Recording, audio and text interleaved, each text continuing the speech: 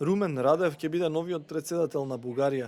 Тој како независен кандидат поддржан од опозицијата освоил околу 59% од гласовите, додека неговата ривалка Цецка Цачева ја поддржале околу 35% од гласачите. Радев изјави дека победил со честна и етичка кампања и дека граѓаните не се согласуваат со политиките на актуелното раководство. И разбирам, че това е... Разбирам дека ова е почеток на најважната мисија во мојот живот, да работам за безбедна, просперитетна и мирна Бугарија, во која ќе има единство, а не омраза и поделбите од минатото. 53 годишниот Радев е поранешен генерал во воздухопловните сили на Бугарија и е нов лик на политичката сцена во земјата. Тој најави подобрување на односите со Русија, но истовремено потенцираше дека не се залага за напуштање на НАТО.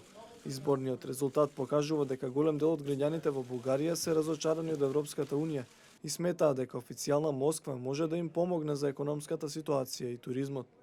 То се отнася до това повече мир или повече војна. Што се однесува до мирот или војната, во својата предизборна кампања, новоизбраниот претседател на САД недвосмислено кажа дека ќе работи на подобар диалог со Русија.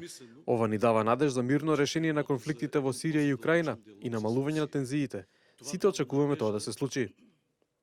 Откако стана јасно дека кандидатката од владеачката партија ГЕРБ ги губи изборите, премиерот Бојко Борисов најави дека ќе си поднесе оставка. Тој му ја честиташе победата на Радев и изјави дека ја прифаќаат волјата на народот. Јас во првиот работен ден на парламентот ќе си поднесам оставка. Јасно е дека има нова политичка ситуација во земјата.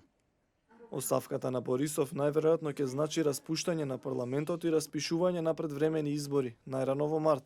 Потешкоти во формирањето на влада имаше и по претходните избори, бидејќи немаше јасен победник, па партиите беа приморани да направат компромиси и да коалицираат.